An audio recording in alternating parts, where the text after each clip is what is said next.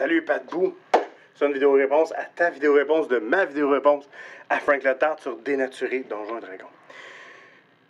Je veux juste dire deux mots pas bien longs. Je suis d'accord avec toi jusqu'à un certain point. Puis j'invite les gens à embarquer dans la conversation, parce que c'est une conversation qui est réellement intéressante. Là. Tu sais, on parle de Donjons et Dragons, il y a des choses qu'il faut penser, qu'on a peut-être oubliées dans le processus. C'est que Donjons et Dragons, là, a changé quand même plusieurs fois de main. Premièrement, TSR, qui est en difficulté financière, s'est fait acheter par Wizard of the Coast. Et là, finalement, ça a réglé. C'est ça qui est parti la 3e édition de Donjons et Dragons. À travers tout ça, ils ont été achetés par Hasbro. Hasbro, il ne faut pas l'oublier, c'est une compagnie qui est cotée en bourse. Hein. Une compagnie qui est cotée en bourse a des actionnaires, ils ont des chiffres. Puis, tu sais, l'actionnaire, lui, d'Hasbro, là, il ne regardera pas, ah oui, c'est très ludique, c'est quelque chose de vraiment très intéressant pour les gamers. Non, les autres s'en foutent, ils veulent des chiffres, parce que souvent, c'est des gens qui ne comprennent même pas le business. Fait que, moi, ce que je vais te dire, c'est qu'à partir de ce moment-là, je pense que Donjons et Dragons a complètement changé de vocation. La 4e édition, il y en a qui l'aiment, il y en a qui, la grosse majorité, l'aiment pas. Je trouve que, moi, selon moi, ça a vraiment été un tournant dans Donjons et Dragons en soi, comme on le connaît. Parce que là, tu avais des gars de marketing qui voulaient faire un jeu qui ferait plaisir aux gars qui font du roleplay, aux gars qui font du MMO, puis aux gars qui font du jeu de plateau. Et qui ont fait cette espèce d'aberration-là. Ça sera pas long, j'arrive! Désolé. Je suis supposé aller ramasser les feuilles avec les enfants. Donc, fait que là, donc, on en est là, aujourd'hui. Tu fais quoi avec ça? Tu sais, puis là, la 5e édition a été fait pour un peu pallier le flop fondamental qui a été la 4e édition et revenir aussi dans les bonnes grâces des gamers. Moi, bon, on ramène ça, là, ramener un jeu qui est plus jouable. Mais si, mettons, on compare vraiment, tu sais, tu disais, bon, mais vois-tu, il y a Donjons et Dragons, on peut faire ce qu'on veut avec. Moi, je suis de la génération un peu paresseuse. Moi, je me dis, quand j'achète un jeu, je vais avoir de quoi qui est con, qui me donne l'expérience que je veux avoir avec. Donc, c'est un peu la même affaire. Un jeu de rôle, c'est comme un restaurant, dans le fond. Tu sais, mettons, tu te dis, tu sais, Donjons et Dragons, c'est une expérience. Donjons et Dragons, c'est comme aller chez McDonald's. Chez McDonald's, tu sais que tu vas avoir ton Big Mac. Il va m'écouter la même affaire, peu importe où tu vas aller le faire. Tu sais que tu vas avoir tes croquettes qui vont goûter la même affaire, tes frites qui goûtent exactement à ça. Mais si tu décides de prendre un take-out, tu amènes ça chez vous, tu dis, ah, mais moi, je veux me rendre un peu plus végé, fait que je vais mettre de la salade, des tomates dedans. Ben, il faut que tu te casses le basic parce qu'il faut aller chercher de la salade, des tomates ailleurs. Il faut que tu te casses le basic parce qu'en même temps, ce que tu vas faire, c'est que tu vas dénaturer un peu ce qui est à la base. Puis ça se peut en bout de ligne que le mec, tu le manges, il soit plus chaud, il va être fret. Puis que ça soit même pas bon, le résultat soit pas écœurant. Donjons et Dragons, je le vois comme ça. Je le vois comme un resto, je le vois comme un McDonald's. T'as envie de manger cette nourriture-là, tu as envie de le manger comme ça, ben il va te fournir cette expérience-là. Du Big Mac, un Dungeon and Dragon, là, tu sais que tu vas le manger, ça va être écœurant, ça va être bon, tu vas être content, si t'aimes le McDo. D'autre côté, je pense pas que... Mais tu vas toujours rester dans du high fantasy roleplay. Tu vas tout le temps rester dans du high fantasy, tu vas tout le temps rester dans du très, très magie et tout ça. Si tu veux l'emmener vers ailleurs, mais là, faut que tu commences à mettre de la laitue, faut que tu changes un peu ton Big Mac.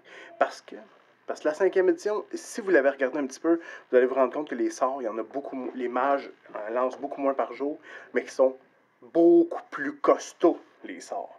Le sort, là, ça punch en tabarouette. Tu sais, t'as des D12 plus quelques au niveau 1, là. Magic Missile qui casse 3D4 plus 1. Niveau 1, sauf que tu en casses maximum 2 par jour, fait que tu vas espérer. Mais ça reste ça. Fait que si on arrive dans un low fantasy, très low fantasy, qu'est-ce qui va se passer? Et là, tu vas être mal pris en temps, parce que là, ce qui va arriver, c'est que tes magiciens vont être très, très sous-évalués. Tout ce qui va lancer de la magie, en fait, va être sous-évalué. Va être dévalorisé par rapport au reste. Qui, lui, le guerrier, lui, ça ne changera pas. High Fantasy, Low Fantasy, une épée, c'est une épée. Fait que ça ne change pas la game pour lui. Mais pour le reste, tu vas avoir beaucoup d'ajustements à faire. Tandis qu'il y a des jeux. Tu sais, moi, mettons, là, je veux justement acheter de la salade, des trucs comme ça, mais je ne suis pas tout le temps. Ah ben là, je vais aller chez Subway. Chez Subway, on m'offre une variété de ce que j'ai le droit de faire. Ou, encore une fois, je peux même aller à l'épicerie et dire, je vais me faire mon sandwich. Ça ne goûtera peut-être pas pareil, mais je vais me faire mon sandwich. Ça, on appelle ça une épicerie. Tu vas aller à l'épicerie, tu vas aller chercher tes affaires. L'épicerie, c'est un système générique. Tu fais ce que tu veux avec. Il est fait pour ça. Il est très malléable. Puis il y a des petits rajouts pour, tu sais, si tu veux une saveur en particulier. Mettons que, tant qu'à parler de resto, je voudrais juste t'inviter, si tu passes dans le coin, à aller au Saint-Hubert de Saint-Hyacinthe. Saint-Hubert de Saint-Hyacinthe, c'est un endroit fantastique. Que tu y ailles entre amis pour un verre ou que tu y ailles avec la famille. Pour un verre, tu vas avoir une bonne variété de bières. Pour la famille, ben, tu vas avoir un repas de qualité dans une ambiance qui est exceptionnelle avec des jeux, une salle de jeux pour les enfants. Moi, je t'y invite fortement. Une viande de toute première qualité. J'y vais pour la nourriture, je reste pour l'ambiance. Donc, là maintenant, que ça c'est dit, je pense que moi, je suis pas très jeu générique de base. Je suis pas très jeu générique, j'aime voir les systèmes évoluer avec mon jeu en particulier. Puis je suis pas très changer des mécaniques. Je vais adapter des règles comme tout le monde, là, mais je suis pas très pour faire des mécaniques, changer des mécaniques puis tout ça. Fait que, bref, cela dit, moi je pense que Donjons et Dragons, si t'es un peu plus simulationniste, Donjons et Dragons ne marchera pas. Si t'es plus, mettons, narratif, Donjon Dragon va s'appliquer. Sauf que, encore une fois, tu respectes un système de points de vie qui fait en sorte que tu tapes pac, pac, pac, pac, pac, pac. On est loin du jeu d'Alien dans le temps. Je sais pas si tu as déjà joué à Alien, là, que tu tirais une balle, puis dépendamment de l'effet, il te restait 22 secondes à vivre sans assistance. C'est que ta barouette, ok, là, on est loin des points de vie, là. Fait que donc, si c'est ça que tu veux, mais je pense pas que Donjon Dragon, je pense pas que ce système-là s'applique à tout. Je pense pas qu'on puisse faire ce qu'on veut avec ça. Je pense qu'on peut l'adapter pour bien des choses, comme beaucoup de systèmes, mais ça va demander du travail, ça va demander des efforts. Je pense que ça va demander un investissement que moi, personnellement, je suis pas prêt à faire. Je dis pas que c'est pas faisable, je dis pas que c'est pas une bonne chose à faire. Je dis juste que moi, selon moi, ça s'applique pas, puis qu'on pourrait aller peut-être plus vers un autre système que Donjon Dragon. Cela dit, est-ce que Donjon Dragon a encore sa place sur le marché présentement? Clairement, on le voit, la 5e édition fait la job, est bonne. Je pense que c'est beaucoup plus intéressant. Moi, je retourne au Mind Theater. Oui, ça me ramène en arrière. Ça me ramène en arrière avant la 3e édition. Il est facile à jouer, c'est pas compliqué. Moi, je chierai jamais sur Donjon Dragon. Pathfinder, non plus.